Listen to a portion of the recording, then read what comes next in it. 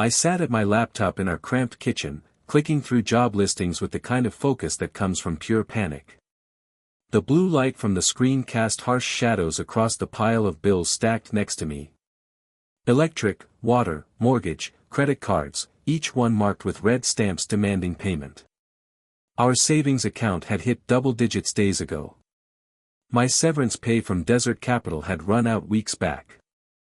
And now the wolf wasn't just at the door. It had moved into our spare bedroom and was eyeing the kids' rooms next. "Any luck today?" Maria asked, coming into the kitchen with an empty coffee mug. She tried to keep her voice light, but I caught the worry lines around her eyes. "Still looking," I said, forcing a smile that felt brittle on my face. "Something will turn up." She squeezed my shoulder as she passed, a gesture that was meant to be encouraging, but felt like added weight. Our 2 kids would need new school supplies soon. The mortgage payment was due in days. And yesterday, I pretended not to hear when Isabella asked if she could sign up for soccer this scorching summer. The job listings blurred together as I scrolled. Retail positions paying $1 an hour. Warehouse work requiring experience with industrial equipment. Customer service roles asking for bilingual applicants. Nothing that would keep a family of 4 afloat, especially not in this economy. I'd been at it for hours, applying to anything remotely feasible, writing cover letters that tried to spin my years in financial analysis into whatever random qualifications each listing demanded. My eyes burned from staring at the screen, and my back ached from hunching over our small kitchen table. We'd sold the office desk 2 weeks ago to cover the car payment. That's when I saw it. The listing was simple, almost suspiciously bare. One-time opportunity, single night's work, $200, compensation, discretion required. Below was a phone number, no company name, no explanation, no requirements listed. I blinked hard, thinking I'd misread the salary. $200, for one night. That was more than twice my previous annual salary. It had to be a scam or something illegal. Maybe a typing error. They meant 20,000, which would still be outrageous for a single night. But what if it wasn't a mistake? The refrigerator hummed behind me, nearly empty after I'd stretched our groceries as far as possible. From the living room came the sounds of our kids watching TV. We'd cancelled the streaming services, but the basic cable still worked for now. Maria was stretching our budget with the skill of a magician, but even magic has its limits. My finger hovered over the phone number. Common sense told me to keep scrolling. Anything offering that much money for a single night's work couldn't be legitimate. But desperation has a way of drowning out common sense. I glanced at the stack of bills again. The mortgage company had called twice yesterday. The credit card was maxed out. Our health insurance would lapse next month if I didn't find something soon. Just calling doesn't commit me to anything, I muttered, reaching for my phone. I could always hang up if it sounded sketchy. I could always say no. My hands trembled slightly as I dialed. The phone rang twice before a woman answered. "Thank you for calling about the position," she said, her voice polished and professional. "My name is Claudia Reyes. May I ask who I'm speaking with?" I cleared my throat. "Daniel Vega. I'm calling about the job listing." "Yes, of course, Mr. Martinez. I'm glad you reached out. We're currently screening potential candidates. Do you mind if I ask you a few preliminary questions?" Her businesslike tone put me slightly at ease. This didn't sound like a scam so far, more like a high-end recruitment call. "That's fine," I said. "Excellent. Are you currently employed, Mr. Martinez?" "No, I was let go from Desert Capital about months ago." "Department downsizing?" "I see. And are you available for a single evening of work this coming week?" The assignment would last approximately hours. "Yes, I'm available." I tried to keep the eagerness out of my voice. "Can you tell me what the work involves?" Claudia Reyes sidestepped my question with the skill of a professional dodgeball player.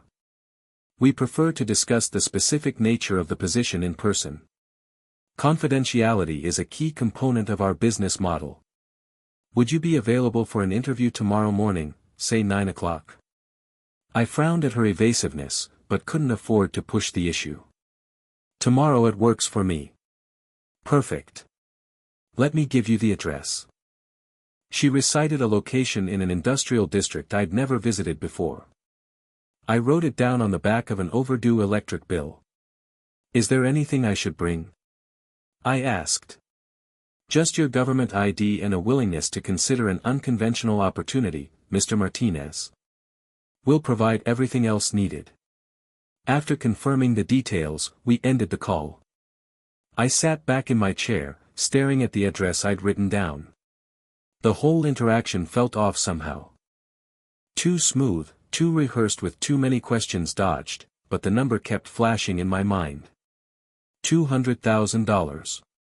That would clear our debts entirely with enough left over to build a safety net. We could breathe again. Maria came back into the kitchen and noticed my expression. Did something happen? I hesitated, not wanting to get her hopes up. Maybe I've got an interview tomorrow. That's great. Her smile was genuine this time. What's the company? They didn't say exactly. It's some kind of one-time consulting gig. I wasn't lying. Not technically. I just didn't mention the salary or how little I actually knew. She looked at me a bit oddly, but didn't press. Well, I hope it works out. We could use some good news. As she left the room, where the air itself seemed alive with whispers, I turned back to my laptop, but my mind kept returning to the phone call. The rational part of me screamed that this was too good to be true. Nobody pays that kind of money for a single night's legitimate work. But when I glanced again at the stack of bills, the final notices, the threatened service disconnections, rationality seemed like a luxury we couldn't afford. I closed the laptop and pulled out the checkbook to see how much we had left in the account. The balance looked back at me like an accusation. $121, set in 76. Not enough for the week's groceries, let alone the mortgage. Tomorrow, I'd go to this interview. I'd find out what the job was. And unless it involved something illegal or dangerous, I'd probably take it. My family needed the money too badly for me to let pride or caution stand in the way. I just hoped I wouldn't regret it. I spent the next 2 hours drifting around the house in a daze, unable to focus on anything but the phone call.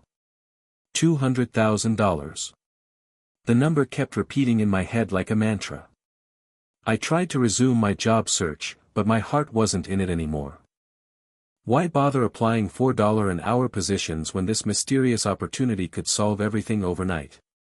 Maria was in the living room helping Isabella with her homework while Leo watched cartoons. Their voices drifted into the kitchen. Normal everyday sounds that somehow heightened my anxiety. What would I tell Maria if this job turned out to be something illegal or dangerous? How desperate was I willing to be? My phone rang, startling me out of my thoughts. The caller ID showed a blocked number. I grabbed it quickly and stepped onto the back porch, closing the door behind me. Hello, Mr. Martinez. This is Claudia Reyes calling back. Her voice was just as polished as before. I hope I'm not interrupting anything important. No, not at all, I said, leaning against the railing. Our backyard looked shabby. The grass needed cutting, and the kids' swing set was showing rust spots I hadn't had time to fix. Excellent. I'd like to conduct a brief preliminary interview if you have a few minutes. It will help us determine if you're the right fit for tomorrow's meeting. I glanced back at the house. Through the window, I could see Maria pointing at Isabella's math worksheet. Yes, I have time now. Perfect. Let's begin. I heard the soft clicking of computer keys in the background. You mentioned earlier that you were laid off from Desert Capital. How long were you with the company? Almost years. I started right out of college. And what was your exact position there? Senior financial analyst. I specialized in risk assessment for commercial lending. I see. More typing. And you said you were let go due to departmental downsizing. That's right. They eliminated our entire division. Have you had any promising leads since then? I swallowed hard. Not really. I've applied to dozens of places, but the market's tight right now. How would you describe your current financial situation, Mr. Martinez, in specific terms? The question caught me off guard. Most interviewers stuck to professional experience and qualifications. I'm not sure how that's relevant to the position, I said carefully. I understand your hesitation, Mary replied smoothly. However, our organization values transparency. The compensation for this position is substantial and we need to assess candidates' motivations thoroughly. I hesitated, embarrassment wearing with desperation. We're struggling, I admitted finally. My severance ran out a few weeks ago. We're behind on several bills. The mortgage payment is due soon and we don't have enough to cover it. I appreciate your honesty. Her tone hadn't changed, but something in her voice suggested satisfaction. Do you have any other sources of income? Perhaps your spouse works. My wife Maria works part-time as a teacher's aide. It's not enough to cover our expenses. You have children, correct? I frowned, wondering how she knew that. Had I mentioned it earlier? Yes, 2 kids. Isabella is and Leo is 7. This detail seemed to especially interest her, and I imagine their well-being is your top priority. Of course, it is. The question irritated me. What parent would say otherwise? Would you say you're desperate, Mr. Martinez? The bluntness of her question left me momentarily speechless. I'd say I'm motivated to find stable employment, I answered carefully. Mary laughed softly. Let's not dance around it. The position we're discussing pays $200 for approximately hours of work. Nobody considers such an opportunity unless they're in dire circumstances. I remained silent, unsure how to respond without sounding pathetic. Let me rephrase, she continued. How far would you go to ensure your family's financial security? I'm not going to do anything illegal, I said firmly. Of course not. Our organization operates entirely within the law. She paused. But I should ask, are you comfortable working unusual hours? The assignment would begin in the evening and continue until morning. That's not a problem. And do you have any moral objections to providing unconventional client services? My grip tightened on the phone. What exactly does that mean? Simply that our clients have unique needs that require discretion and an open mind. What would I actually be doing? I pressed. You've been very vague about the details. Mary sidestepped my question again. The position involves making a client comfortable during an evening engagement. Your specific responsibilities would be outlined during training should you be selected. Is this some kind of escort service? I asked bluntly. Nothing so pedestrian, Mr. Martinez. She sounded almost amused. We provide specialized companionship services to a very exclusive clientele. Physical intimacy is not required. That eased my concern slightly, but still left me confused. What kind of companionship was worth $200,000? Our clients value discretion above all else, Mary continued. The compensation reflects both the unique nature of the service and the confidentiality required. One night of your time could solve all your financial problems, Mr. Martinez. No more worrying about mortgage payments or your children's needs. She was good, targeting exactly what would motivate me, and this is completely legal. Absolutely. You would sign a standard contract outlining your responsibilities and compensation terms. I took a deep breath. Okay. I'm still interested in the interview tomorrow. Excellent. Sharp at the address I provided. Remember to bring your government ID. She paused. One final question, Mr. Martinez. Does your family know you're pursuing this opportunity? The question felt invasive, but I answered honestly. They know I have an interview. They don't know the details. I would encourage you to maintain that discretion. These matters are best kept private, even from loved ones. Before I could respond, she added, "We look forward to meeting you tomorrow." "Goodbye, Mr. Martinez." The line went dead. I stood on the porch for several minutes trying to process the conversation. Something about Mary's questions felt wrong, too personal, too focused on my desperation, and her interest in my family made me uneasy. I went back inside where Maria was making mac and cheese for the kids' lunch. She looked up as I entered. "Who was that on the phone?" she asked.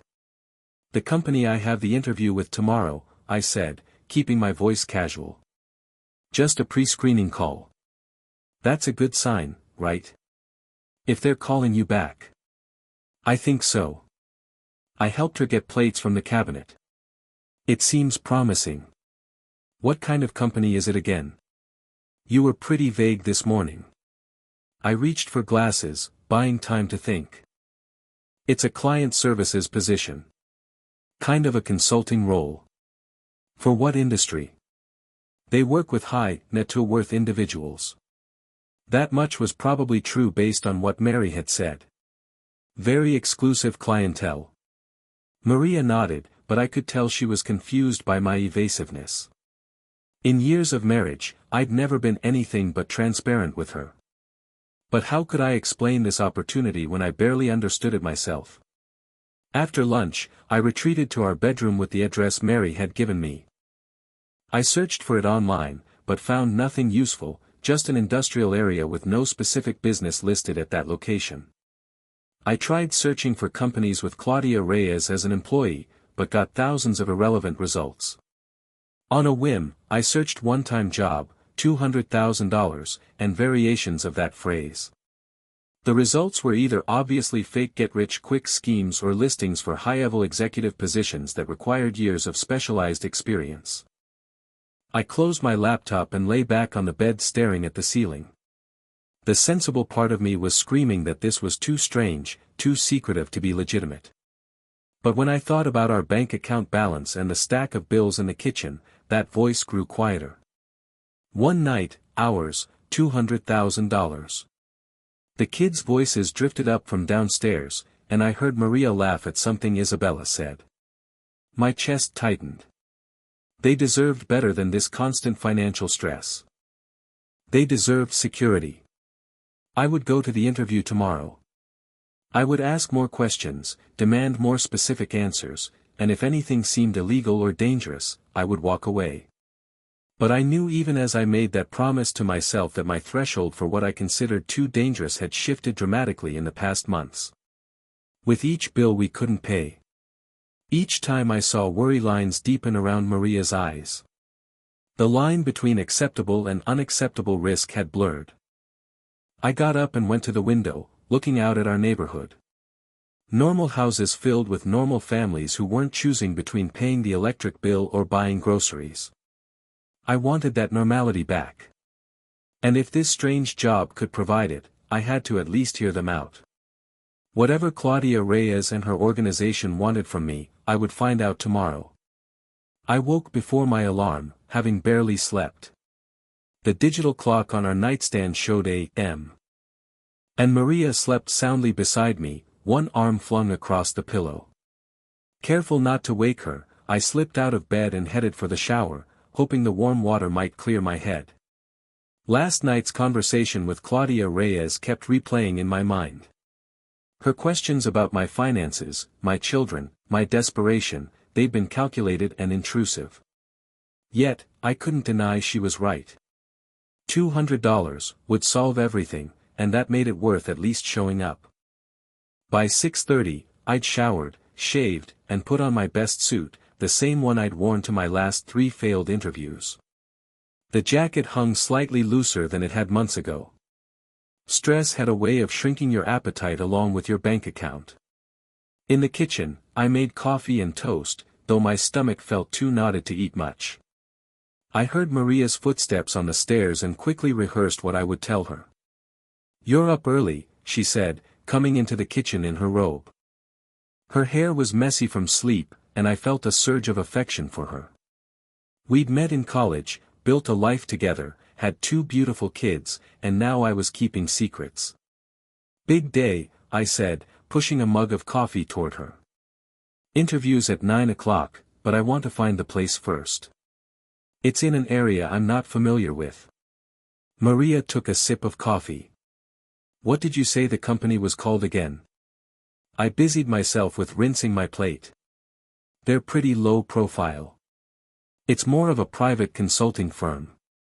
"That's great, Daniel." She came over and straightened my tie, a familiar gesture from happier times. "You'll do great. Call me as soon as you're done." "Of course." The lie came easily and I hated myself for it.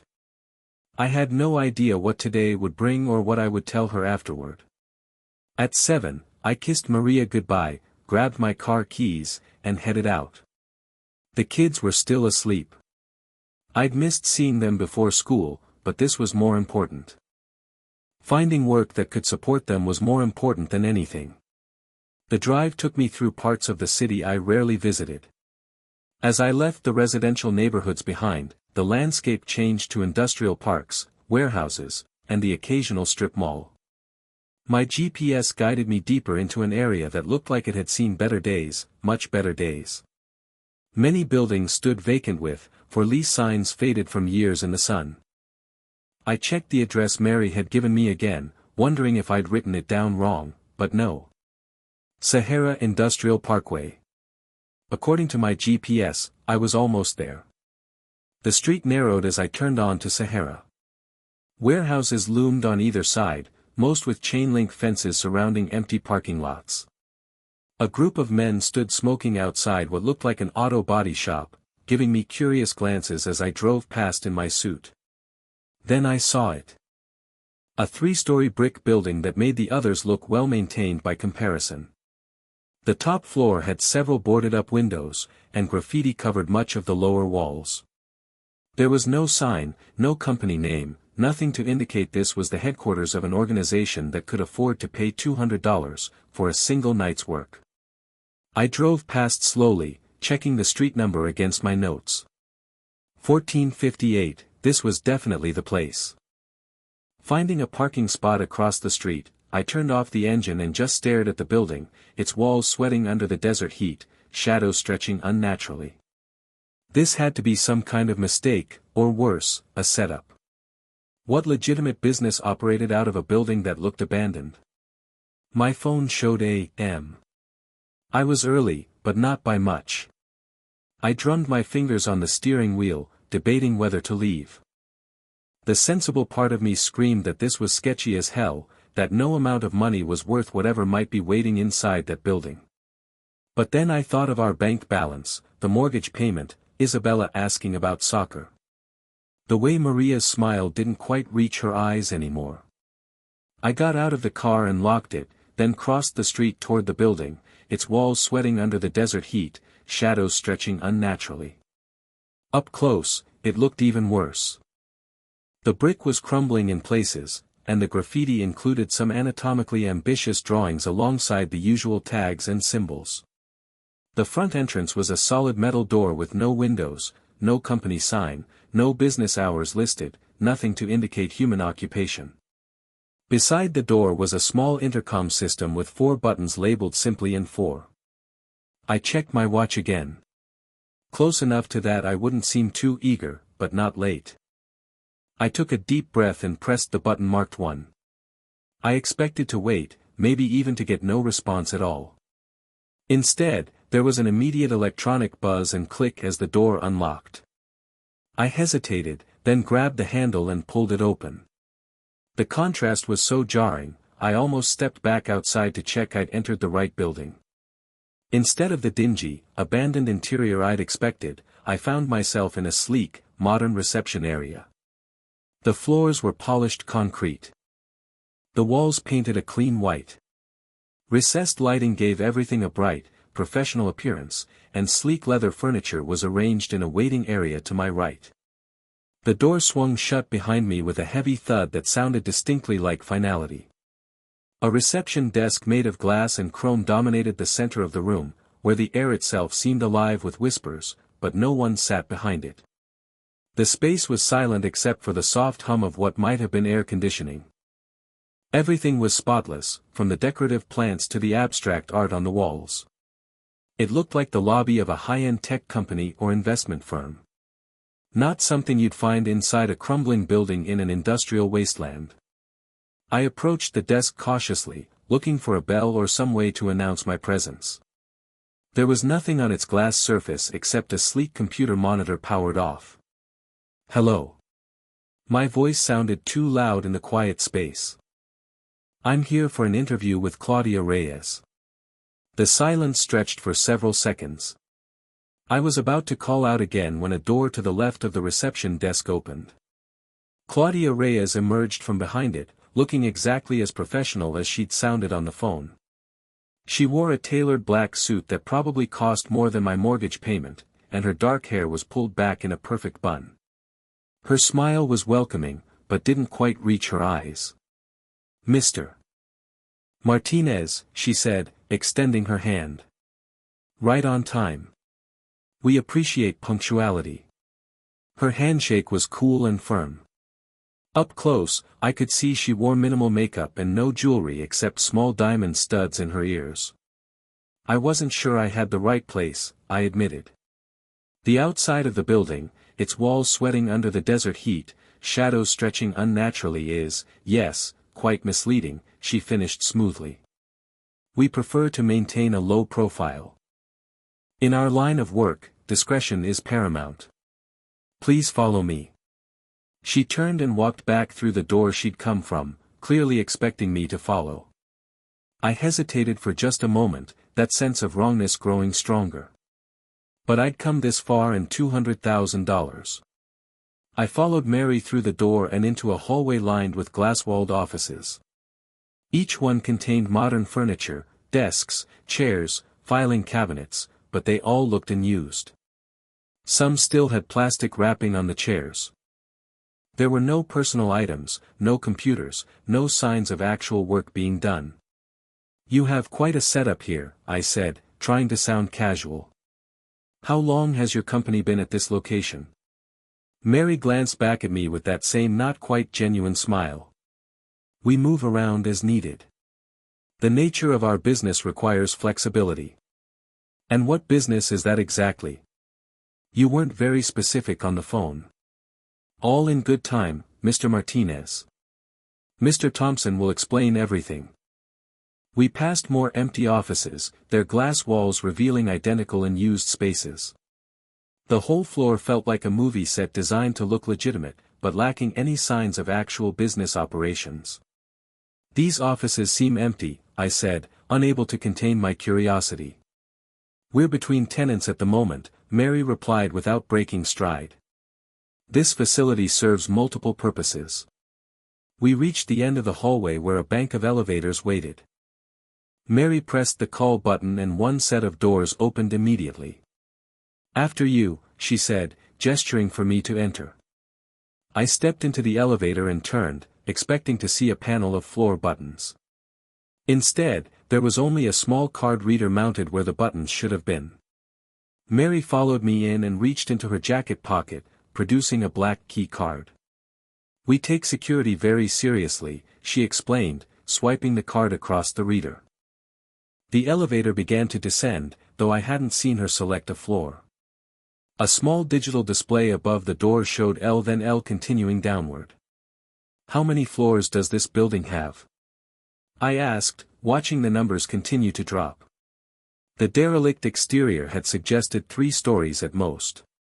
"More than you might think," Mary said cryptically. As the elevator passed L5, she reached into her pocket again and pulled out what looked like a black cloth hood. "Mr. Martinez, I need to ask you to wear this for the remainder of our journey," she said, holding it out to me. I stared at the hood in disbelief. "You want me to put a blindfold on? Why?" It's standard protocol for first-time visitors, she explained calmly. Client confidentiality is our highest priority. I assure you, it's only temporary. The elevator continued descending. L6, L7, L8, far deeper than should have been possible in this location. Every instinct told me to hit the emergency stop, to demand to be taken back up. This had gone from unusual to alarming. I don't think I'm comfortable with that, I said, taking a step back until I felt the elevator wall behind me. Mary's expression didn't change, but her voice took on a slight edge. Mr. Martinez, if you're interested in pursuing this opportunity, certain protocols must be followed. You're under no obligation to continue, of course. We can return to the lobby, and you can walk away. No harm done. No harm except returning to my empty bank account and mounting bills. To Isabella's unspoken disappointment about soccer, to telling Maria I'd failed again. The elevator passed L10. It's just until we reach Mr. Thompson's office. Mary added, a matter of security, nothing more. I swallowed hard, thinking of the $200,000. One night's work. Financial freedom. Fine, I said, taking the hood from her hand. The fabric was soft and opaque, like high-quality cotton, but thicker. Please put it on completely, Mary instructed. It should cover your entire head. Feeling increasingly ridiculous and anxious, I pulled the hood over my head. The world went black. The hood was tight enough that I couldn't see anything, not even light around the edges. Can you see anything, Mr. Martinez? Mary's voice seemed to come from far away, muffled by the fabric. No, I confirmed, fighting the rising panic of sensory deprivation. I could still breathe fine through the material, but the darkness was absolute. Excellent. We'll be there shortly. I felt the elevator continue its descent, though I'd lost track of what floor we might be on. The motion eventually stopped, and I heard the doors slide open. Take my arm, please, Mary said, and I felt her hand on my elbow. I'll guide you. I allowed her to lead me out of the elevator, trying to count steps and turns to maintain some sense of where we were going. The floor beneath my feet changed from hard tile to what felt like carpet. The air smelled different, too. Cleaner with a faint scent I couldn't identify. We walked for what seemed like several minutes, turning multiple times. I heard doors opening and closing and once what sounded like voices in the distance, though I couldn't make out what they were saying. Finally, we stopped. I heard the sound of another door opening. You can remove the hood now, Mr. Martinez, Mary said. My hands trembled slightly as I pulled the black fabric from my head. I blinked rapidly, adjusting to the light. Mary stood nearby, watching my reaction with clinical interest. As I took in my surroundings, the air here felt different, cooler, and somehow denser than the building, its walls sweating under the desert heat, shadows stretching unnaturally above. My eyes gradually focused, revealing a space that couldn't have been more different from the sterile reception area where my journey had begun. I found myself standing in what appeared to be a windowless office, elegantly furnished with dark wood paneling and plush carpeting that muffled all sound. The lighting was subdued but sufficient, coming from tasteful wall sconces rather than the harsh fluorescence of the upper floors. The room had the unmistakable feeling of being deep underground despite its sophisticated decor. Mary took the hood from my hands and folded it precisely before tucking it into her jacket pocket. This way, Mr. Martinez, she said, gesturing toward a heavy wooden door at the far end of the room, where the air itself seemed alive with whispers. Mr. Thompson is expecting you.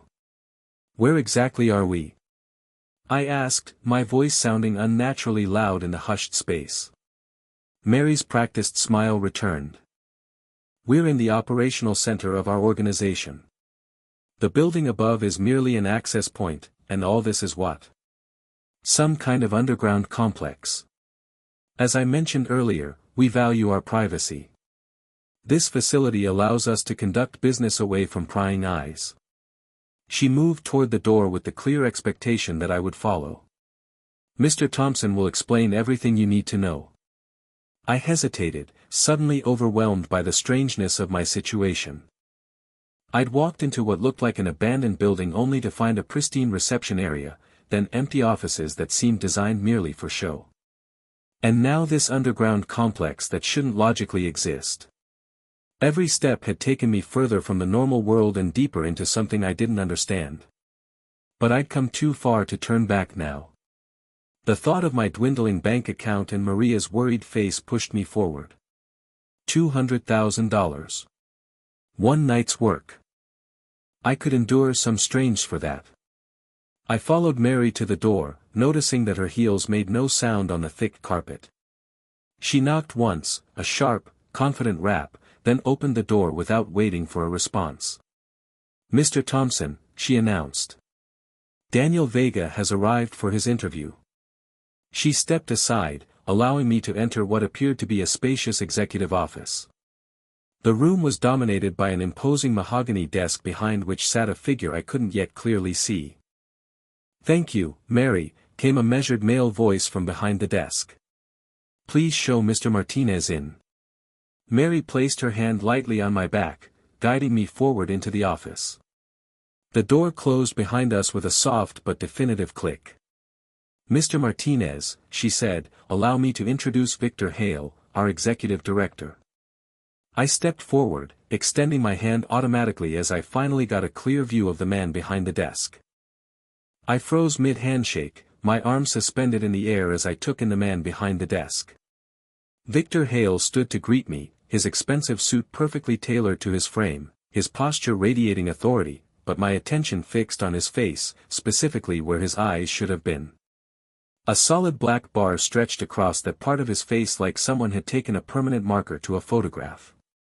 I blinked hard, thinking my vision was playing tricks after the darkness of the hood. But the black bar remained perfectly straight, absorbing light rather than reflecting it.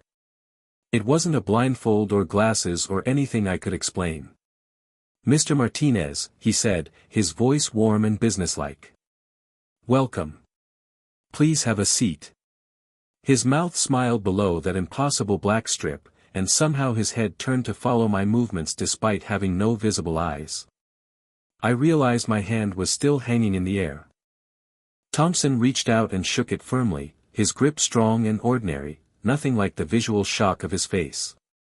"Thank you for coming," he said, gesturing to a leather chair across from his desk. I sat down mechanically, still staring. The office around us was tastefully decorated with dark wood paneling and expensive art.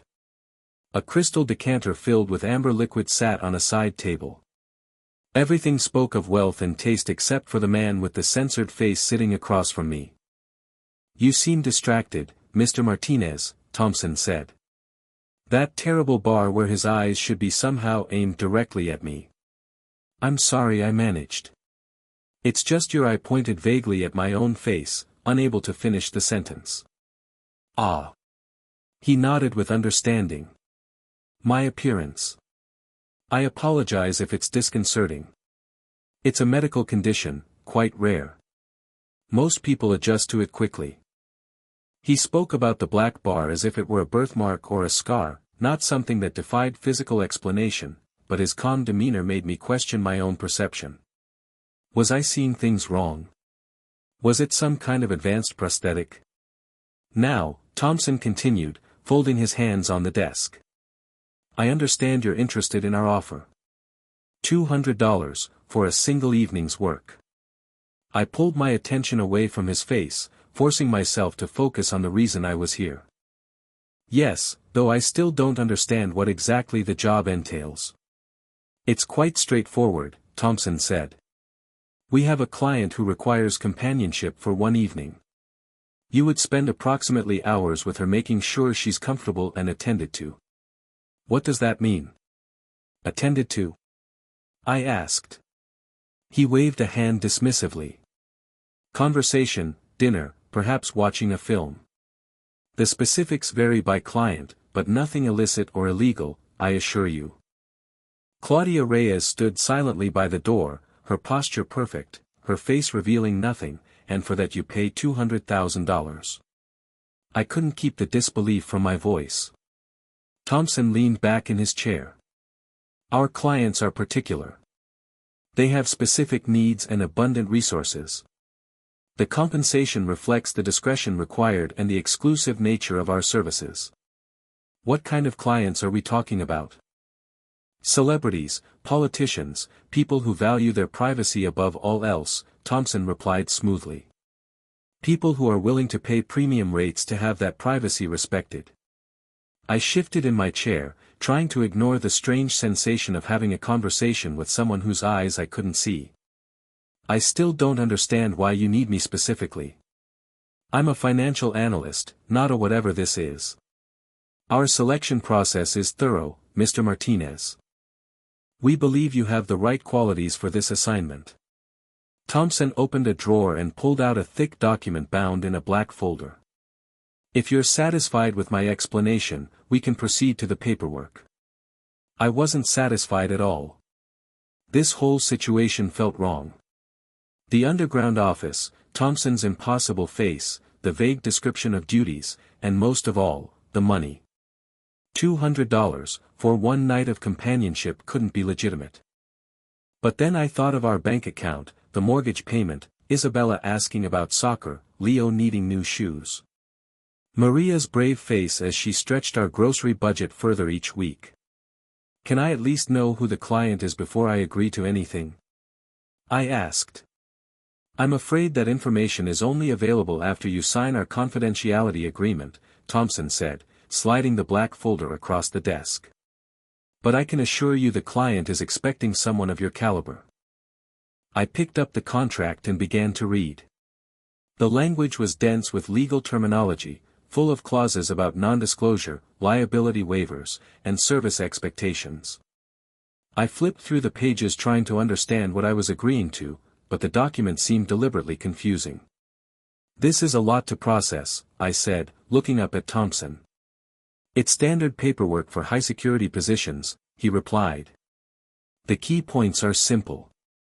You agree to complete the assigned service, maintain absolute confidentiality about our organization and clients, and in return, you receive compensation of $200, transferred to your account immediately upon completion. The payment part was clear enough, but what exactly was I agreeing to do? I turned to a paragraph about client satisfaction parameters that was so convoluted I had to read it 3 times. I'm not sure I understand all of this, I admitted. Thompson checked his watch. A gesture that seemed odd coming from someone with no visible eyes. I'm afraid we're working within certain time constraints, Mr. Martinez. The client has scheduled her appointment for this evening. If you're hesitant, we can certainly find another candidate, though not in time for tonight's engagement. The implication was clear. Decide now. Or lose the opportunity forever. Claudia Reyes spoke for the first time since entering the office. Mr. Martinez, if I may, you mentioned during our call that your mortgage payment is due in days, and your daughter's soccer registration. I looked at her, startled by how much she'd retained from our conversation and how she was using it now. I stared down at the contract again, the words blurring together. $200,000. One night, my family's financial problems solved. All I have to do is spend an evening with this client. Just keep them company, I asked, needing to hear it one more time. That's correct, Thompson confirmed. Make her comfortable. Follow her lead in conversation. Be attentive to her needs. Nothing more. I took a deep breath and reached for the pen Thompson was now holding out.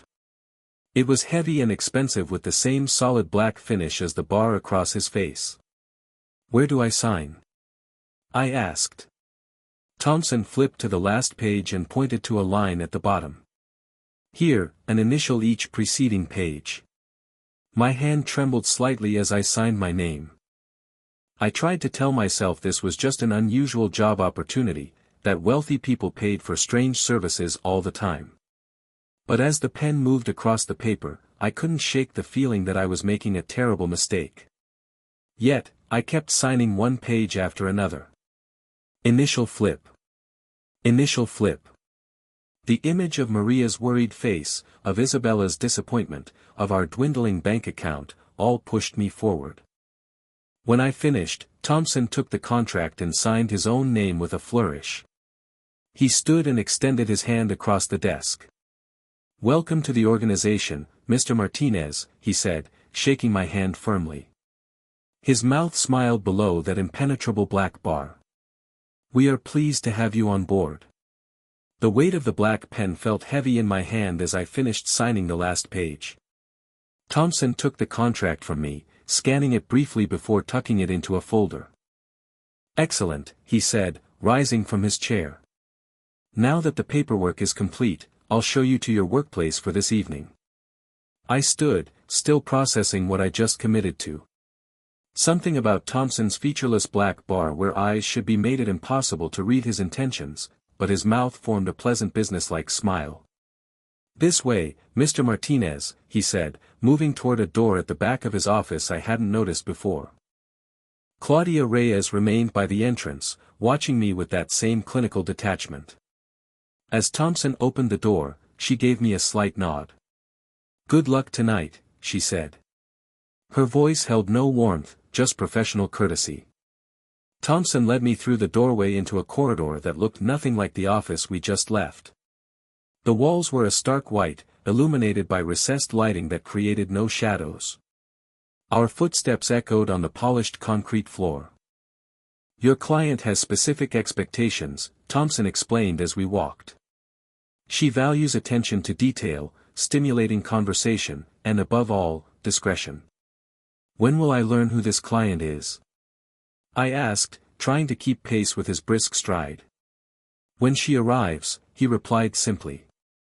The corridor stretched on much farther than seemed possible, given the building, its walls sweating under the desert heat, shadows stretching unnaturally dimensions above ground.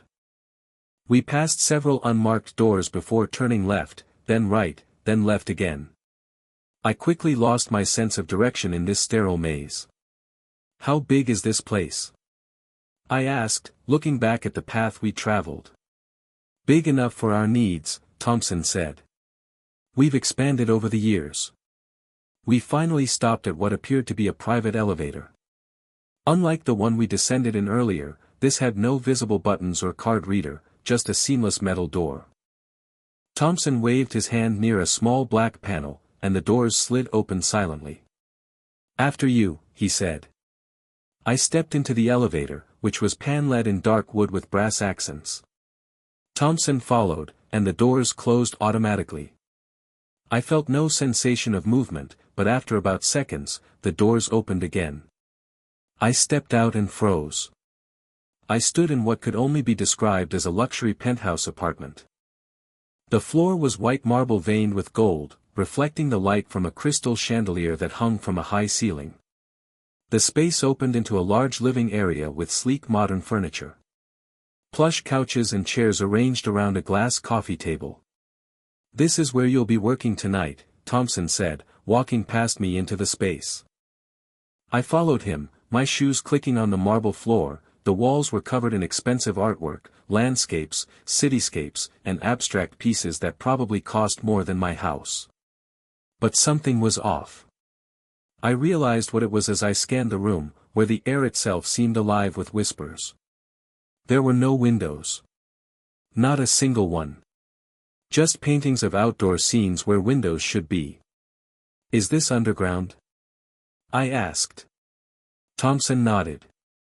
"The client prefers complete privacy. These accommodations were designed specifically for meetings like yours." He gestured to my right where a fully stocked bar stood against one wall.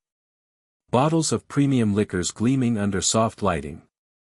"Feel free to prepare drinks when she arrives. Through there," he pointed to an archway. "You'll find a gourmet kitchen. Everything you need for dinner preparation is available."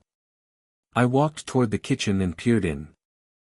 Stainless steel appliances, marble countertops, and cabinets I assumed were filled with expensive cookware. It looked like something from a high-end cooking show. "Am I supposed to cook?" I asked, turning back to Thompson. "If the client wishes it, yes. Instructions will be provided." Thompson continued the tour, showing me an entertainment area with a massive television and sound system built into the walls. Everything was top of the line, but the lack of windows made the space feel like an elaborate stage set rather than a real home.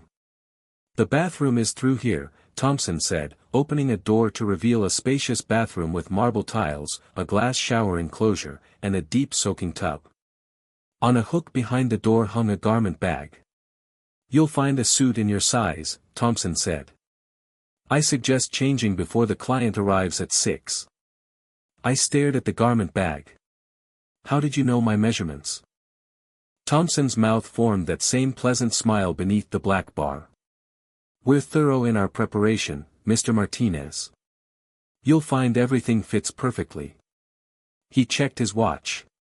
"You have several hours to familiarize yourself with the space.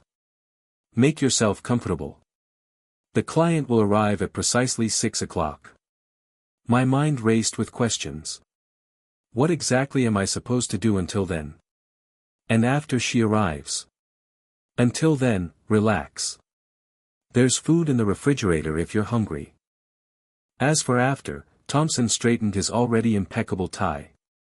Simply make her comfortable. Engage in conversation. Serve drinks if requested. Follow her lead. "That's it," I pressed. "That's it," he confirmed. $200 will be transferred to your account upon successful completion of the evening." Thompson moved toward the elevator. "I'll leave you to settle in. The client prefers to make her entrance without company executives present." As he reached the elevator, I called after him. "Wait, how do I leave when this is over?" "Someone will come for you in the morning," he said as the elevator doors opened. "Around a.m. The engagement lasts hours as discussed." Before I could ask anything else, he stepped into the elevator and the doors closed behind him. I stood alone in the silent penthouse, too silent. I walked to one of the paintings, a beautiful landscape of mountains and sky, and placed my hand on the wall beside it, solid. I tapped it, hearing the dull thud of thick material. Moving around the space, I searched for any indication of where I actually was. No windows meant no view of the outside world. No sounds of traffic or neighbors. Nothing to suggest this place existed in the normal world. The air felt strange, too. Perfectly climate-controlled, but somehow artificial. I couldn't feel any air circulation, yet the temperature remained constant. I ran my hand along the ceiling, looking for vents, but found nothing obvious. I checked the main door where the elevator had been. No handle on this side, no visible way to call the elevator back. I was effectively locked in. An uneasy feeling settled in my stomach as I continued exploring. The place was beautiful, but felt wrong somehow. I searched for cameras, checking corners, light fixtures, and artwork frames, but found nothing obvious. Still, I couldn't shake the sensation of being watched. In the kitchen, I opened the refrigerator to find it fully stocked with premium ingredients, expensive cuts of meat, fresh vegetables, imported cheeses. The freezer held seafood and ice cream. The pantry contained everything from basic staples to gourmet spices. I returned to the living room and sat on one of the plush couches, sinking into its soft leather. The silence pressed in around me. No matter how luxurious, this place felt like a cage. A beautiful, expensive cage, but a cage nonetheless. I glanced at my watch just after 3 o'clock. Hours until the mysterious client would arrive. Hours to sit in this windowless, silent penthouse, wondering what I'd gotten myself into. The $200 kept replaying in my mind. That money would solve everything. Pay off the mortgage for months. Buy Isabella's soccer gear. Get Leo new shoes. Let Maria stop worrying about stretching every grocery dollar.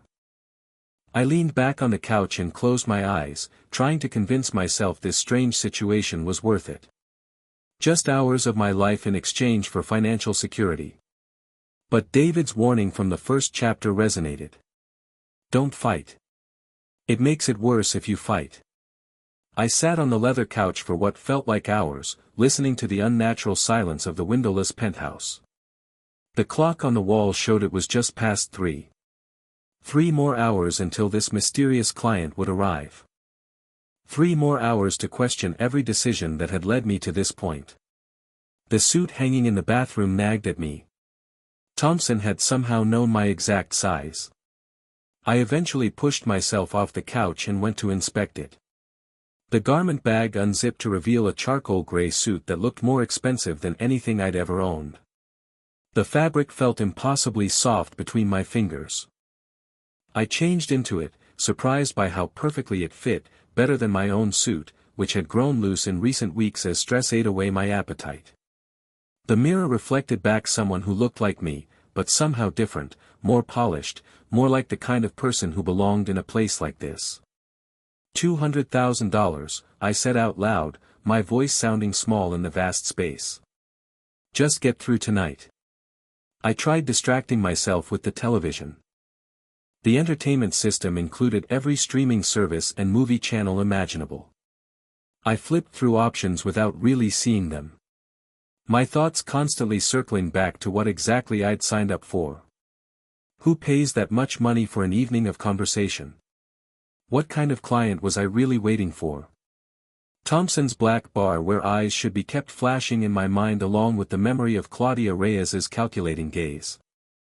I walked the perimeter of the penthouse for the 3rd time looking for any exit besides the elevator. The main door had no handle on this side, no keypad, no way out without someone letting me out. I pressed my ear against the wall where a window should have been, hearing nothing but the faint electrical hum of the building systems. The clock read 3:47. Time crawled. I tried the television again, settling on a cooking show. The host demonstrated how to properly sear a steak, something I might need to know soon if cooking was part of my duties tonight. I watched without absorbing anything, my leg bouncing with nervous energy. At precisely 4 o'clock, a chime sounded. My head snapped toward the elevator, but its doors remained closed. The sound came again. A doorbell? I hadn't noticed one before. I approached the main door cautiously. There was still no handle, but now a small screen glowed beside it, showing the image of a man holding several paper bags. After a moment's hesitation, I pressed what looked like an accept button. The door slid open with a soft hiss.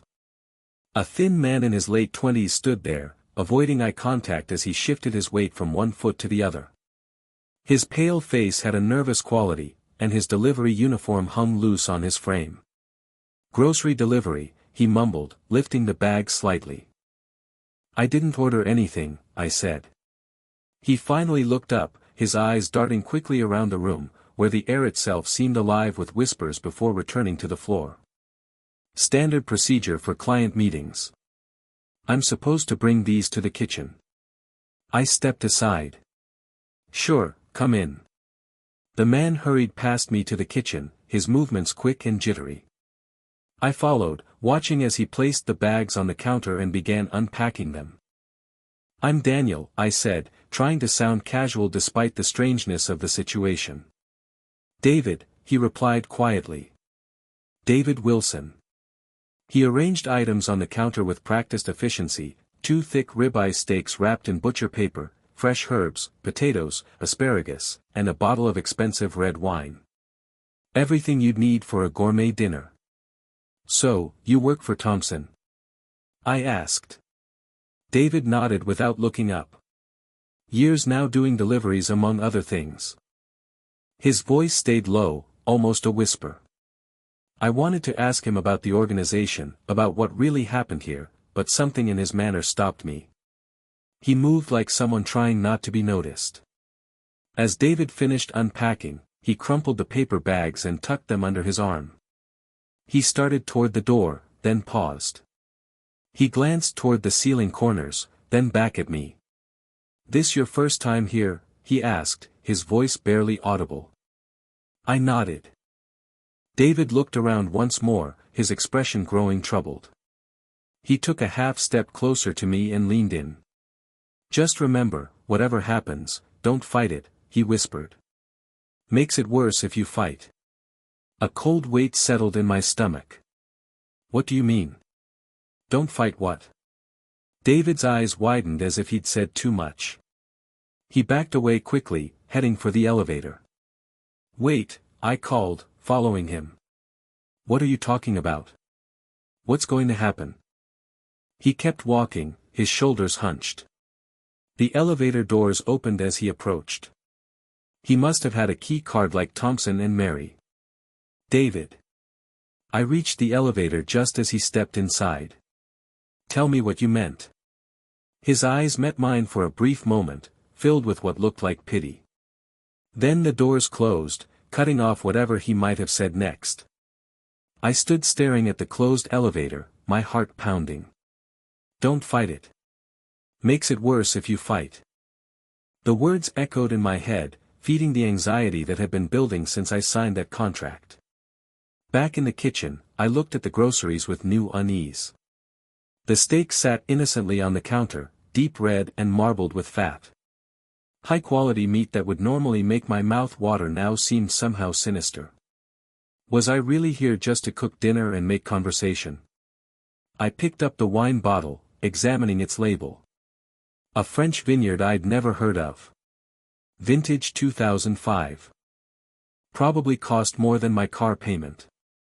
I set it down carefully and opened cupboards until I found wine glasses, setting them on the counter with shaking hands. The clock now read 4:23. Less than hours remained before my client would arrive. I forced myself to focus on practical matters. If I was expected to cook dinner, I should start preparing soon. I found an apron in a drawer and began washing the potatoes, trying to occupy my hands while my mind raced. Don't fight it. The warning kept repeating in my head. What was coming that I might want to fight? What happened in this luxurious prison that made a delivery man look so haunted? I chopped vegetables with mechanical precision.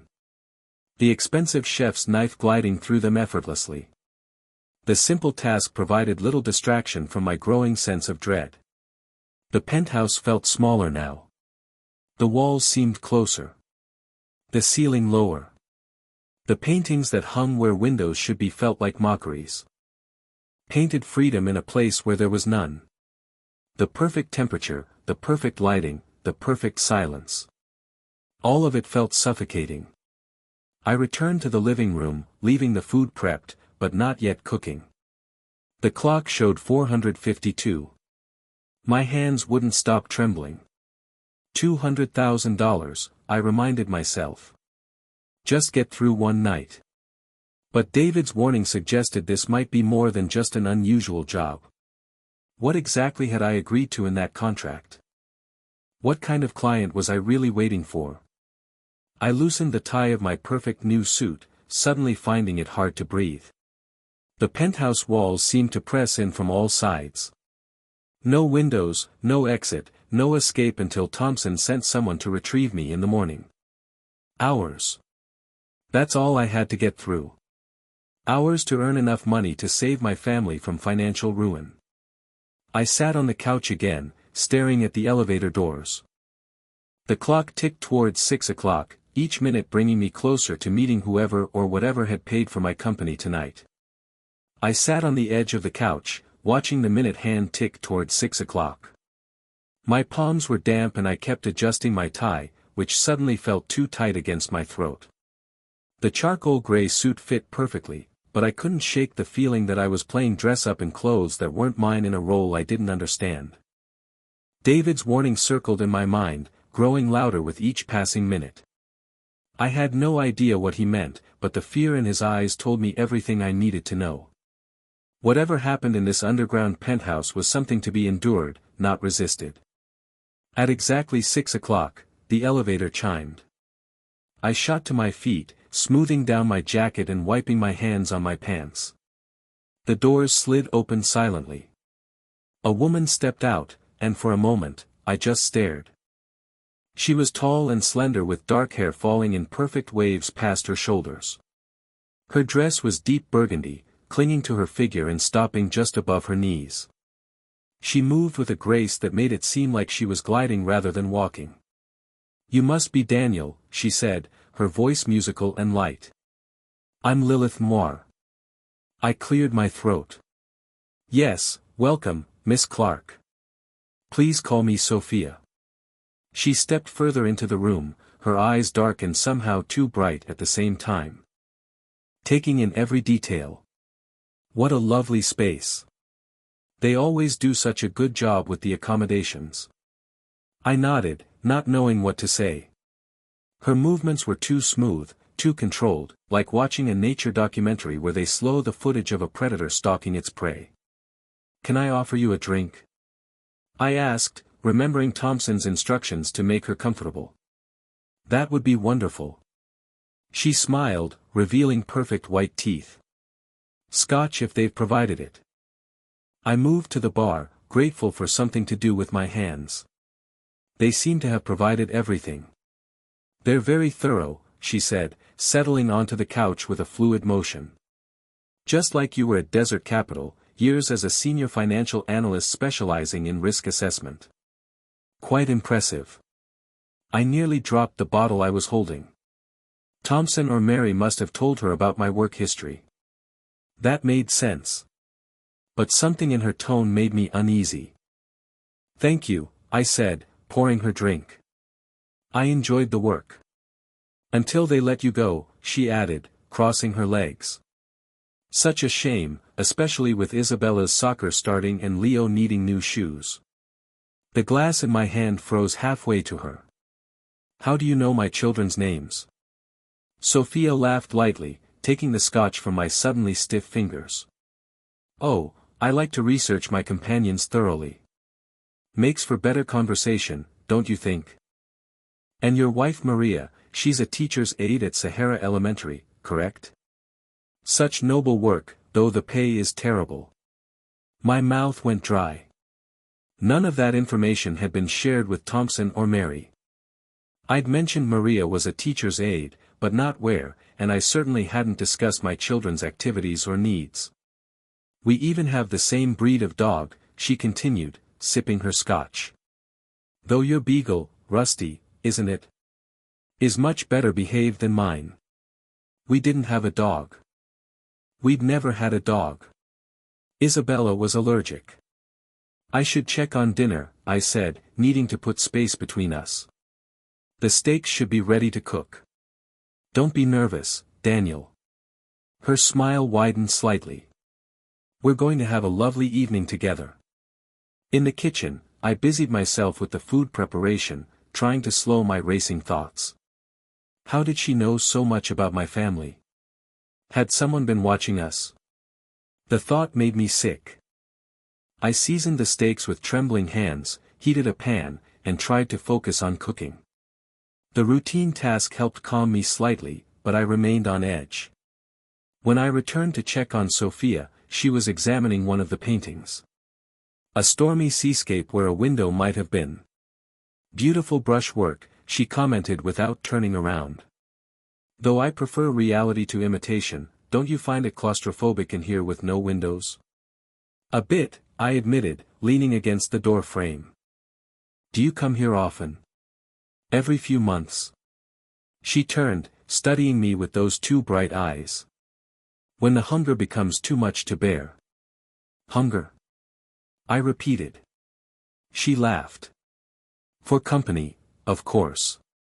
We all get lonely sometimes, don't we, Daniel? I nodded and retreated to the kitchen again. The steaks sizzled in the pan, filling the apartment with their rich aroma. I focused on cooking. Letting the familiar actions ground me. Whatever game she was playing, whatever this night was really about, I just needed to get through it. $200, for my family. Minutes later, I served dinner at the elegant table in the dining area. Sophia took her seat, examining the meal with apparent delight. It looks wonderful, she said. I asked for someone who could cook. I'm pleased they listened. I hadn't mentioned cooking skills to anyone at the organization. It's nothing fancy, I said, sitting across from her. Just steak, roasted potatoes, and asparagus. Sophia cut into her steak. I'd cooked mine medium and hers medium rare, as most people preferred. But when she sliced into it, the meat was practically blue, barely cooked at all. Had I undercooked it? I was sure I hadn't. Perfect, she said, taking a bite. A small trickle of red juice ran down her chin before she delicately wiped it away. I like it practically living. I forced a smile and cut into my own steak. It was cooked perfectly, exactly as I'd prepared it. I glanced at hers again, still nearly raw. We ate in silence for a few minutes. I tried to think of safe topics of conversation, but my mind kept returning to how she knew about my family. How her steak seemed to have reverted to raw, how her movements were just slightly off. You smell particularly fresh tonight, she said suddenly, interrupting my thoughts. I blinked at her. Excuse me. Your scent. She inhaled deeply, her eyes half closing. Some of the others they sent me smell of cigarettes or cheap cologne or worse. But you smell like soap and fear. It's quite refreshing. I set down my fork. Miss Clark. Sophia. I'm not sure I understand what this evening is really about. She studied me for a moment, then smiled. It's about companionship, Daniel. Just as Mr. Thompson explained, I'm sure. I get lonely and your organization provides me with suitable company for a generous fee. She took another bite of her bloody steak. And please eat. I hate to dine alone. I forced myself to take another bite, though my appetite had vanished. The food tasted like ashes in my mouth. Tell me, she said, watching me eat with an intensity that made my skin crawl. Did they tell you anything about me before I arrived? I shook my head, only that you valued discretion and good conversation. How diplomatic. She laughed again, the sound like glass breaking. And tell me, what do you think of me so far? Your eyes struggled to find words that wouldn't offend her while still being truthful. You're not what I expected. No, she seemed amused. What did you expect? I don't know, I admitted. This whole situation is strange to me. Sophia set down her utensils and regarded me with those unnaturally bright eyes. Strange is relative, Daniel. To me, it's strange that humans spend their lives working jobs they hate to buy things they don't need, all while ignoring the fact that they're slowly dying day by day. Humans as if she wasn't one. She must have seen something in my expression because she laughed again. Oh, I've made you uncomfortable. Forgive me. Let's change the subject.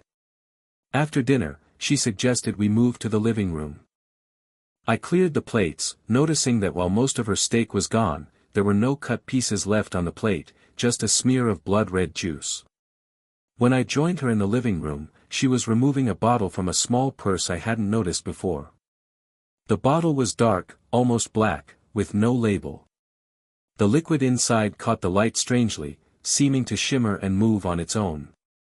I brought something special, she said, holding up the bottle. A rare vintage. Would you pour us each a glass?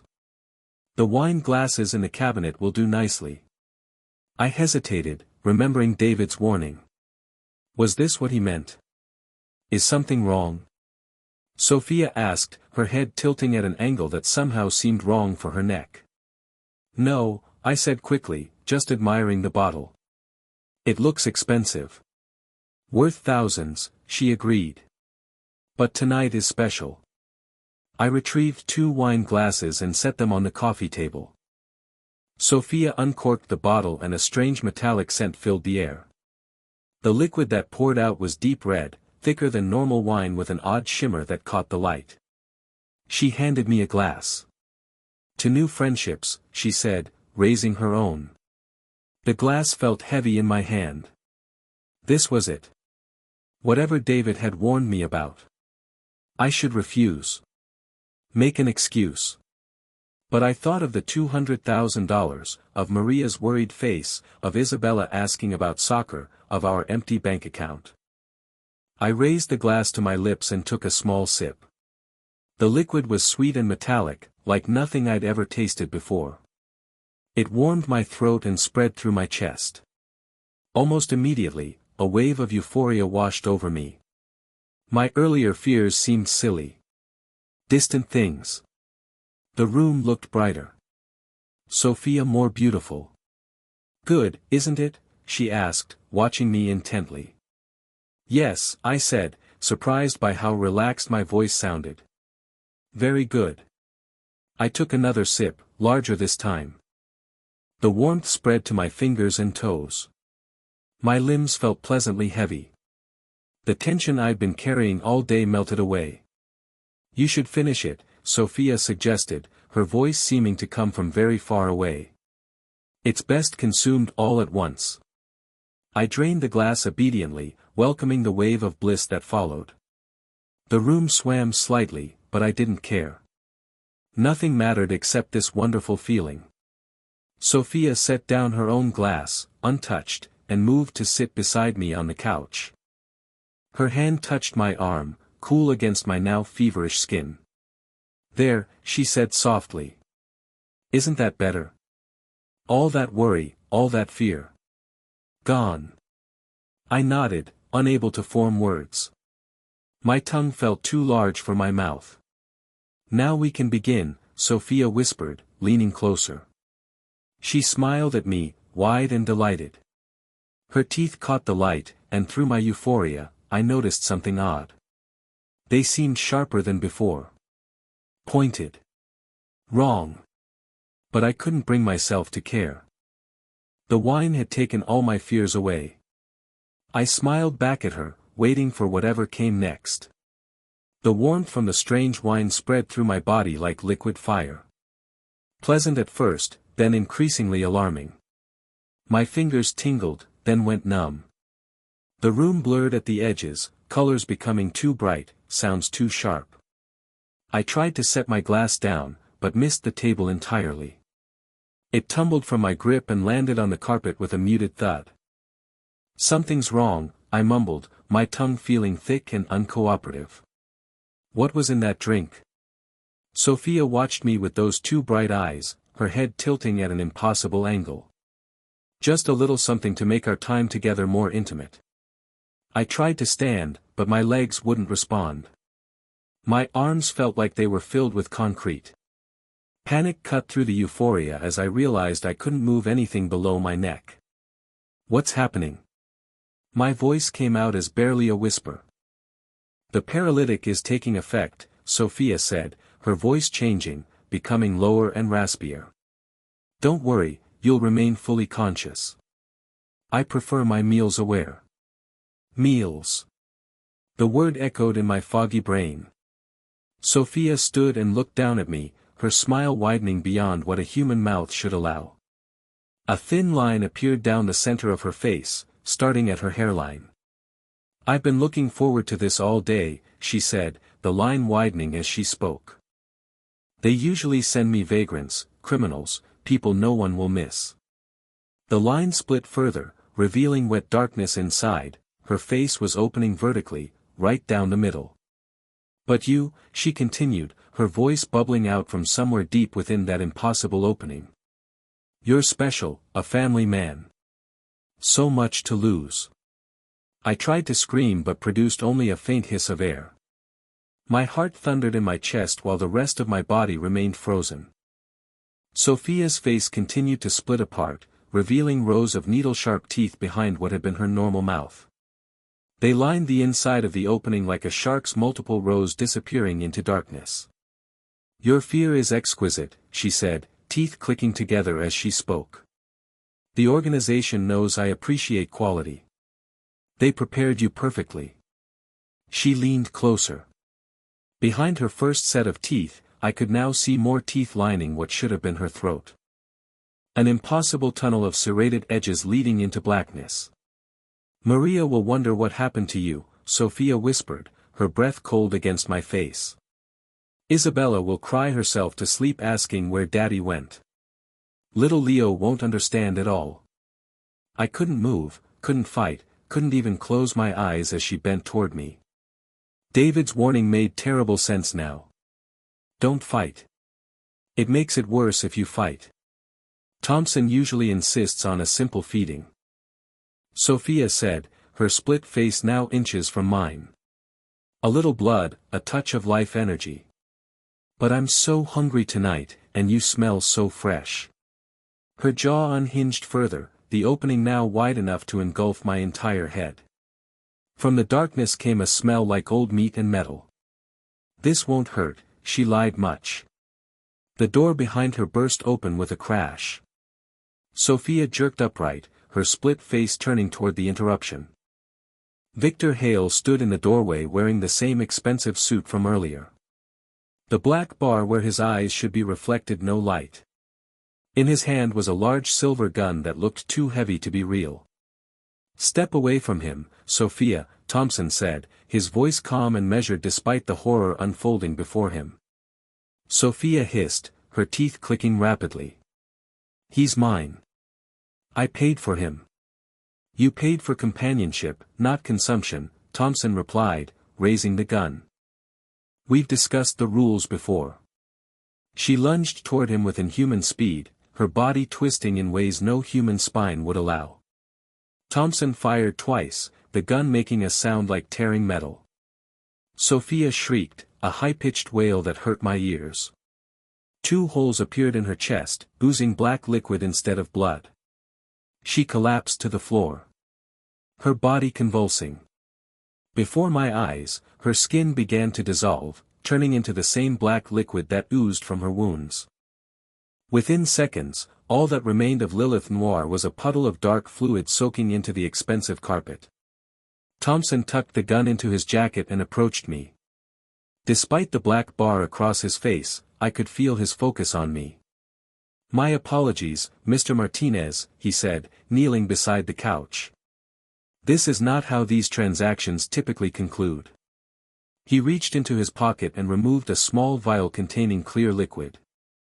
"This will counteract the paralytic she gave you. It works gradually, so don't be alarmed if full mobility takes a few minutes to return."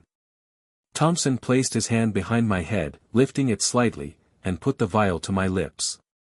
I couldn't resist as he poured the liquid into my mouth.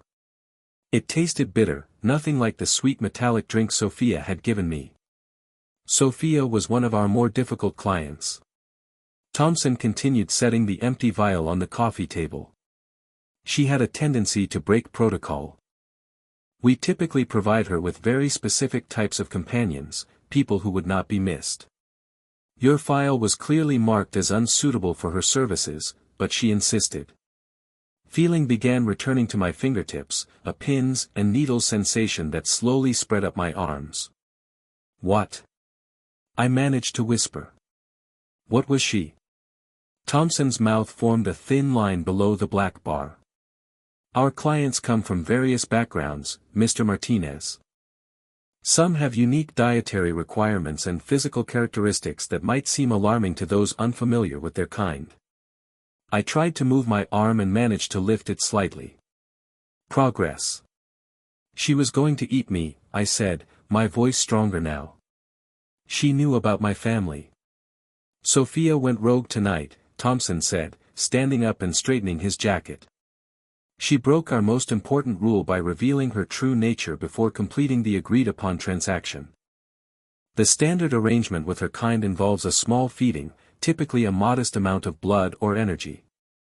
Nothing fatal or permanently damaging." My legs were starting to tingle now, the feeling returning in waves. I managed to sit up straighter on the couch. "You sent me in here knowing what she was," I accused, anger cutting through my fear. "You used me as bait." "Not bait, Mr. Martinez. A service provider. Our clients pay handsomely for human interaction. Most encounters end exactly as described. Conversation, perhaps a meal, some entertainment. The more exotic needs of certain clients are normally handled with strict protocols." He gestured toward the black puddle on the carpet. "What happened tonight was an anomaly." I flexed my fingers, relieved to have control of them again. "She knew things about my family, things I never told you or Mary."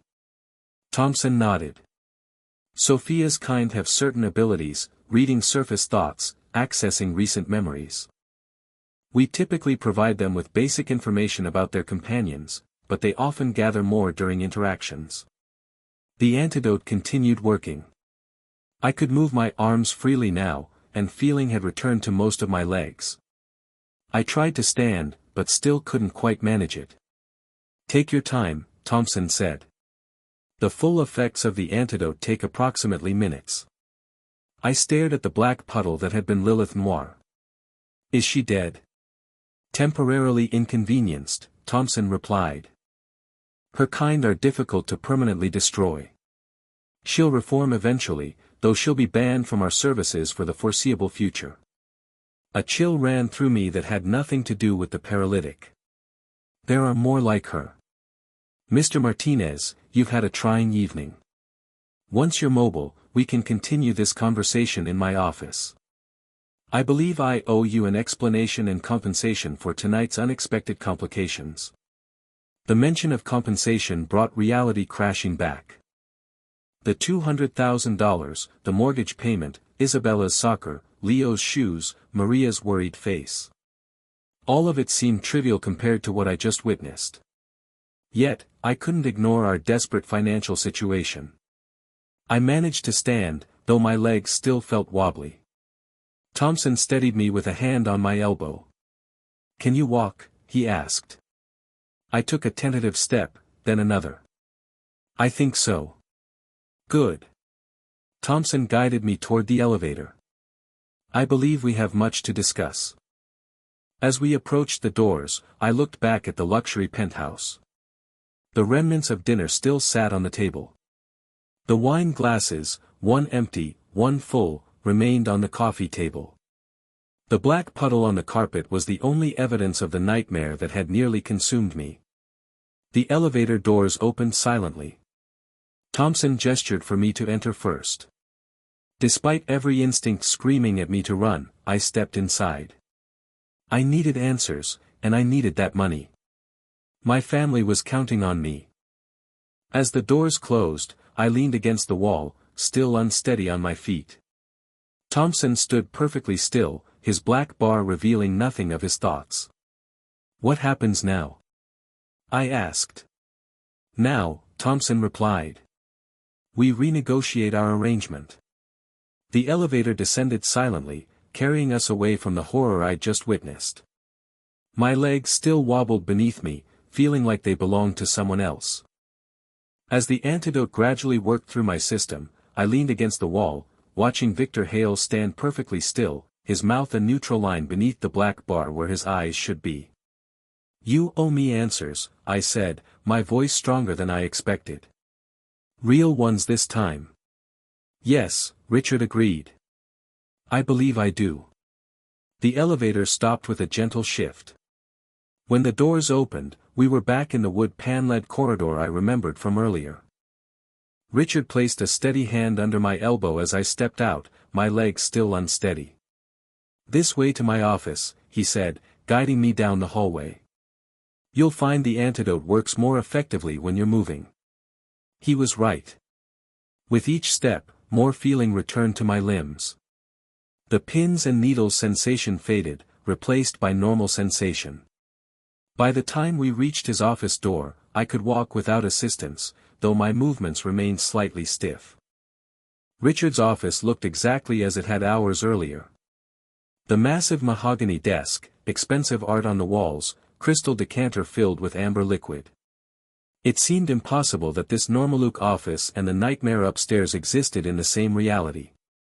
"Please sit," Richard said, gesturing to the chair across from his desk. I remained standing. "I want to know what that thing was and what you are." Richard sighed and walked to his desk. "I understand your hostility, Mr. Martinez, but this conversation will be lengthy. You might find yourself more comfortable seated." My legs were beginning to ache from the lingering effects of the paralytic. I reluctantly took the offered chair. "What was she?" I asked again. Richard settled into his chair, folding his hands on the desk. "Lilith Noir is one of our clients. Her species doesn't have a name you'd recognize. They've lived alongside humans for millennia, occasionally appearing in folklore and nightmares. She was going to eat me, I said flatly. She was meant to feed lightly, Richard corrected. A small amount of blood or life energy, nothing fatal or permanently damaging. Our organization negotiates and regulates these interactions to ensure both parties benefit. I laughed, a harsh sound with no humor in it. Benefit. How exactly was I supposed to benefit from being her dinner? Financially, of course. The $200, we promised. Richard leaned back slightly. Our organization serves as an intermediary between human world and what you might call supernatural entities. These beings require certain resources that only humans can provide. Blood, energy, emotions. In exchange, they pay handsomely. I stared at him, trying to process what he was saying. You're telling me monsters are real, and you what? Run some kind of monster catering service. I prefer to think of it as specialized hospitality. Richard said, most of our clients are perfectly civilized. They follow protocols, take only what they need, and compensate generously. What happened tonight was an anomaly.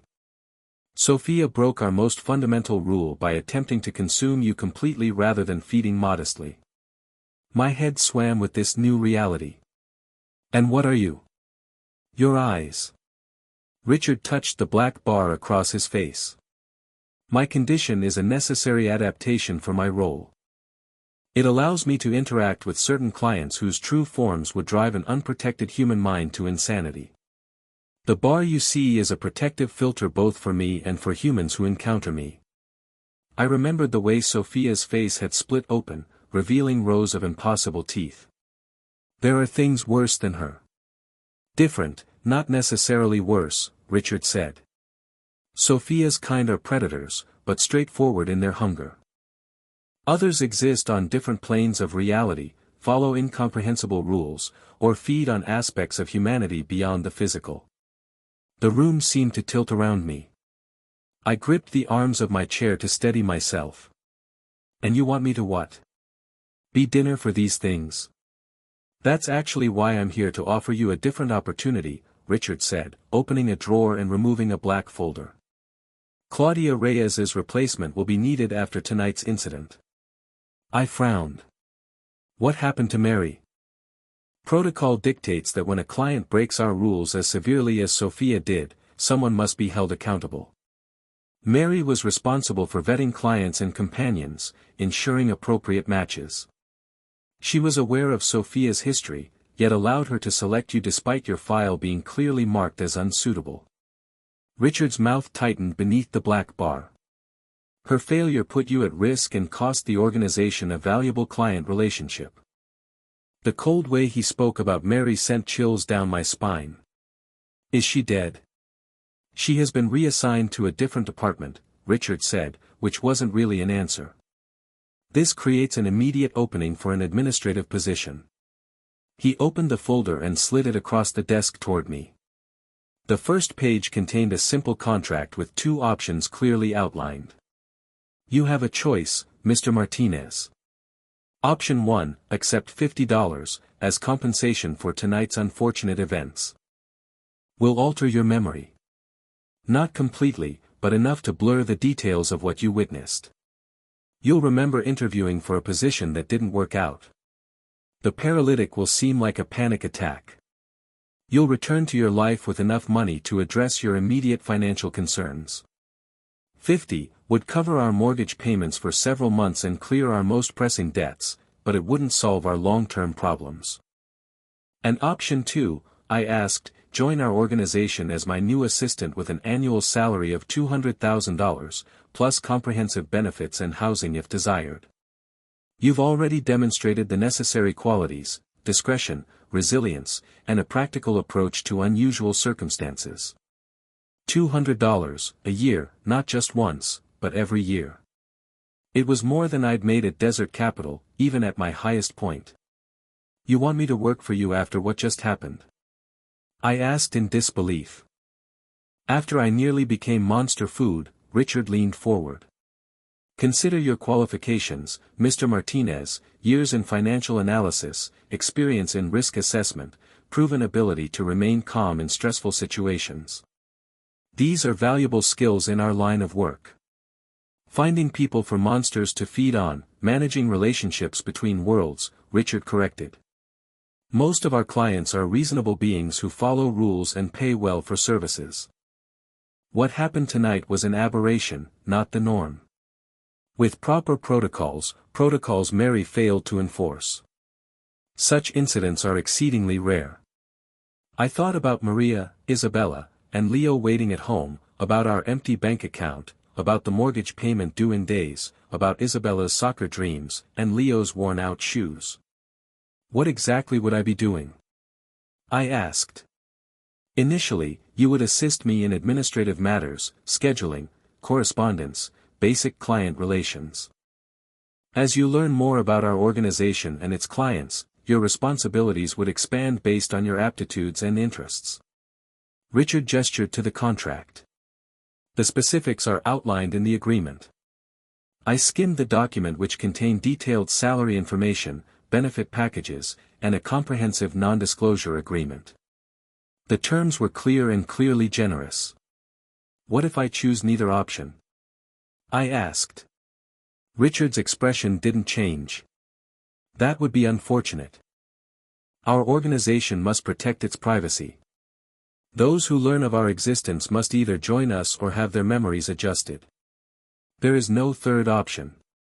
I stood up and walked to the wall, examining a painting of a stormy landscape similar to those in the penthouse. My mind raced with everything I'd learned and witnessed. Monsters were real. They lived among us, fed on us, and Richard's organization facilitated it all.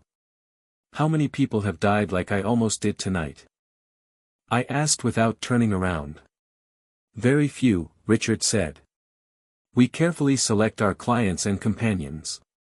Most feedings are no more dangerous than donating blood. What Sophia attempted was explicitly forbidden. I turned back to face him. And yet it almost happened anyway. Systems occasionally fail. That's why we need someone with your risk assessment background to help prevent such failures in the future.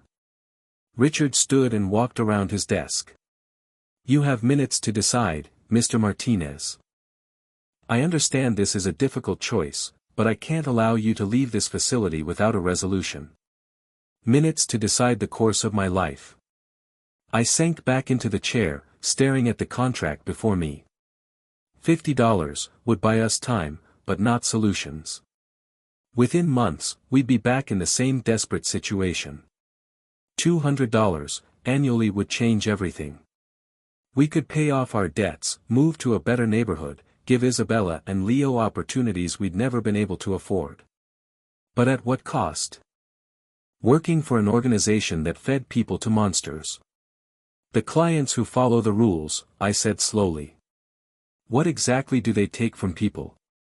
It varies by species, Richard explained. Some require small amounts of blood. Others feed on emotional energy or memories. The interactions are regulated, consensual, and compensated. Think of it as a specialized form of medical donation, except the payment is substantially higher. And the people who donate, do they know what they're donating to? Some do. Others believe they're participating in medical research or pharmaceutical trials. All are paid according to their level of awareness and the resource they provide. I thought about the contract I'd signed earlier today. How vague yet binding it had been. How desperate I'd been to sign it without fully understanding. If I worked for you, I said, would I be finding people like me? Desperate people who do anything for money. Richard returned to his chair.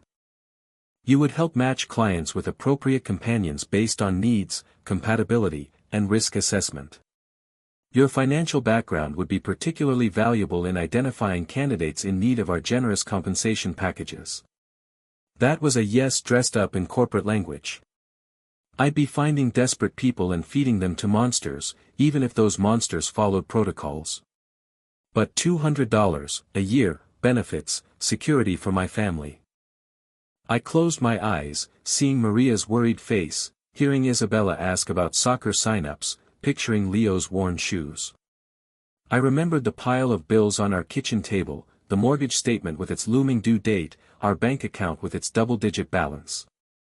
Then I saw Sophia's face splitting open, revealing rows of needle-sharp teeth.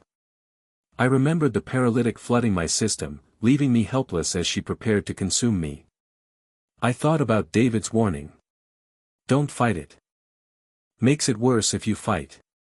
How many other Davids worked in this underground complex, traumatized by what they'd seen, but unable to leave?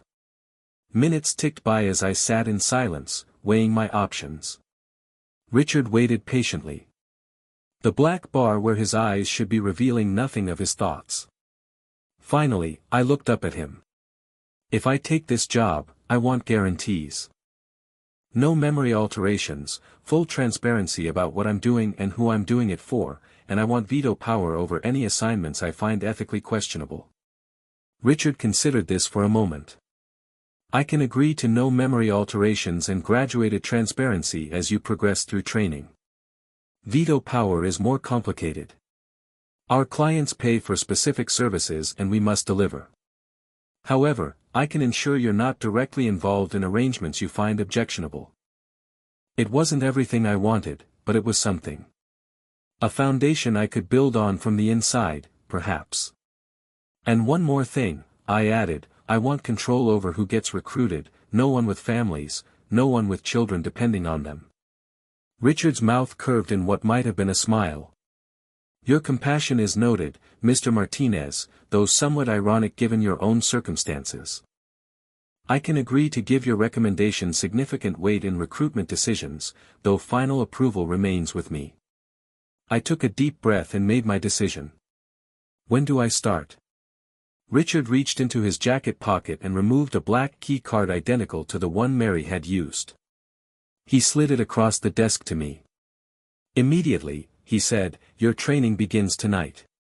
This card grants you access to required areas of our facility. The first level of clearance only for now. Additional access will be provided as you progress. I picked up the card.